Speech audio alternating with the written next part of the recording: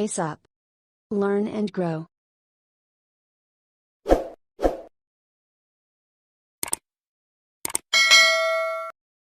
Welcome to our channel pace up. आज हम देखने वाले हैं अपना पैडागॉजी ऑफ स्कूल सब्जेक्ट्स का नेक्स्ट टॉपिक। बहुत इजी सा है, सिर्फ आपको नाम से ही समझ में आ जाएगा कि आपको क्या लिखना है।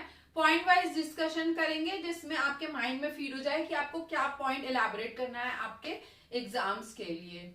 तो वीडियो पसंद, चैनल को अभी तक सब्सक्राइब नहीं किया तो सब्सक्राइब कर लें ताकि आगे आने वाले वीडियोस आपको हेल्प करते रहे आपके एग्जाम्स के लिए। तो चलिए स्टार्ट करते हैं अपना topic, criteria for analysis of text book. नाम से ही समझ में आ रहा है कि क्या आप कैसे बताओगे कि कोई टेक्स्ट बुक बहुत अच्छी है या उसमें कुछ प्रॉब्लम है या उसमें कुछ और चीजें होनी चाहिए थी। तो उसके बेसिस पे हम करेंगे एनालिसिस। अब कोई भी चीज का एनालिसिस आप दो तरीके से कर सकते हो, एक तो इंटरनल, अंदर उसका जो कंटेंट है उस पे, और एक बाहर का जो आउटर उसका लुक है उस पे।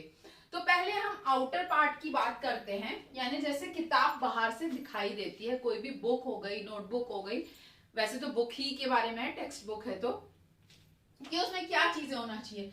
सबसे पहला होता है फ्रंट पेज, जो ऊपर का कवर पेज है वो कैसा है, अट्रैक्टिव है या नहीं है, प्रॉपर उसमें क्लास, जिस क्लास के लिए बनाया गया है वो लिखा है या नहीं लिखा गया है। Second, size of the text book. अब साइज अगर बहुत छोटी होगी तो भी प्रॉब्लम है भाई, बच्चों को कई बार आंखों में देखने की प्रॉब्लम होती है, छोटी टेक्स्ट बुक यहाँ वहां घुस जाएगी। बहुत बड़ी होगी तो भी उनके बैग में नहीं बनेगी, कहीं पे भी टेबल पे या यहाँ वहां लिखने में उसको प्रॉब्लम होगी। Third, paper and printing of books. Paper की क्वालिटी कैसी है और प्रिंटिंग कैसी हुई है उसमें, ये भी बहुत मैटर करता है। अगर पेपर बहुत ज्यादा हल्का या पतला है, जल्दी बुक फट जाएगी, बच्चों को भी पढ़ने में मन नहीं लगेगा। आपने देखा होगा हल्की क्वालिटी के पेपर की किताबें रहती हैं तो उसमें थोड़ी सी ब्लरनेस भी रहती है, मतलब इतने क्लियर लेटर्स दिखाई नहीं देते हैं। थर्ड पॉइंट होता है टाइटल और सब टाइटल। टाइटल और सब टाइटल कैसे दिए गए हैं, मेन हेडिंग के अंदर छोटे छोटे पार्ट्स में उनको समझाई गई हैं चीजें, या सब टाइटल ही नहीं है, सिर्फ हेडिंग दे दिए तो भी प्रॉब्लमेटिक है। बच्चा कहां तक बड़े बड़े पैराग्राफ्स पढ़ता बैठेगा। बाइंडिंग ऑफ टेक्स्ट बुक, यानी टेक्स्ट बुक की बाइंडिंग कैसी है, ऊपर से उसको कितने अच्छे तरीके से बाइंड किया गया है जिसमें उसके एक एक पेज ना निकल जाए, अच्छे से स्टेपल है या नहीं है। प्राइस ऑफ टेक्स्ट बुक, यानी टेक्स्ट बुक का प्राइस क्या है, सब अफोर्ड कर सकते हैं या नहीं कर सकते हैं, हर एक बच्चे की रीच तक है या नहीं है। ऐसा तो नहीं बहुत ज्यादा एक्सपेंसिव हो या बहुत ज्यादा महंगी हो, या ऐसा भी ना हो कि सिर्फ उसे बहुत कुछ ही, क्लास के अगर 50 बच्चे हैं तो उसमें से सिर्फ 10-20 ही खरीद पाए क्योंकि वही बस उसको अफोर्ड कर सकते हैं। तो ये सारी चीजें होती हैं आपके आउटर पार्ट, यानी बाहर के बारे में, जो बुक ऊपर से देख के हमें दिखाई देती है। जैसे ये मेरे हाथ में एक मराठी की बुक है, इसका साइज भी देखिए, ऊपर अट्रैक्टिव सा वो बना हुआ है। फिर इसके अंदर अगर मैं जाऊं तो पहला जैसे पोयम है भारत माता, उसके अंदर उन्होंने पिक्चर के साथ रिप्रेजेंटेशन किया गया है। तो बाइंडिंग आप देख रहे हो कि थोड़ी हल्की क्वालिटी की लग रही है, पेज एकदम हल्की क्वालिटी का लग रहा है आउटर पार्ट में, है ना।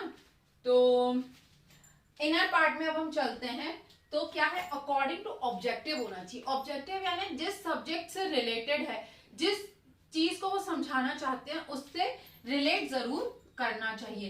एक्यूरेसी बहुत इंपॉर्टेंट है, ऐसा ना हो कि वो आप समझाना कुछ और चाह रहे हैं, बुक में कुछ और लिखा है, बच्चा कुछ और समझ रहा है और एक्यूरेट इंफॉर्मेशन ना हो। Third, application of teaching exam. Exam यानी कुछ ऐसे एग्जाम्पल्स दिए हों जो टीचिंग में हेल्प कर सके, एप्लीकेशन यानी अप्लाई करके उनको समझाया जा सके। Curiosity and imagination power should be developed. बच्चे के मन में क्यूरोसिटी आए चीज पढ़ने की और इमेजिन कर पाए कि उसके मन में कि मतलब कोई भी कहानी पढ़ रहा हो कि भाई आखिरी में इसमें क्या होगा, या साइंस का कोई एक्सपेरिमेंट पढ़ रहा हो तो उसमें उसको क्यूरोसिटी हो कि ये ऐसा कैसे होगा, इसके बाद क्या होगा या इसके बाद क्या होगा। सिंपल टू लर्न हो, लैंग्वेज हो, पिक्चर्स के थ्रू समझाया जा रहा हो, इजी हो जाए उसके लिए सारी चीजें पढ़ना और समझना। एक्सरसाइज और सेल्फ स्टडी, एक्सरसाइज दी हो, जैसे मैथ में आप देखते हैं एक्सरसाइज देते हैं खुद सॉल्व करके देखने के लिए। अदर इंफॉर्मेशन, उससे रिलेटेड और भी इंफॉर्मेशन वहां पे साइड में दी जाए कि भाई किसने कहानी लिखी थी, या उससे रिलेटेड कोई और, जैसे आईसीटी का है तो ये इन्वेंशन हुआ था, आईसीटी यानी कंप्यूटर साइंस के सब्जेक्ट्स में। मॉरल वैल्यूज उनमें आ जाए, सीखते सीखते मॉरल वैल्यूज आ जाए कि भाई हमें झूठ नहीं बोलना चाहिए, ऐसी मॉरल वैल्यूज, या हमेशा दूसरों की मदद करना चाहिए, इस तरीके के। और कोर एलिमेंट्स यानी सीखते सीखते वो बेसिक जो चीज डेवलप होना चाहिए वो उसके अंदर डेवलप हो जाए। जैसे एक कहानी पढ़ी, उसमें उसने 3 या 4 नए शब्द सीखे, मान लीजिए इंग्लिश के हैं, तो वो उनको अपनी लाइफ से रिलेट कर पाए, या मैथ की कोई चीज उसने कैलकुलेशन सीखा तो वो उसको अपनी रेगुलर लाइफ से या प्रीवियस नॉलेज से आगे नॉलेज बढ़ा पाए, तो उसका कोर एलिमेंट डेवलप होगा। तो इजी सा टॉपिक था, होपफुली आपको पसंद आएगा। वीडियो पसंद आया तो लाइक शेयर सब्सक्राइब जरूर करें। नेक्स्ट वीडियो तक के लिए thank you and bye bye.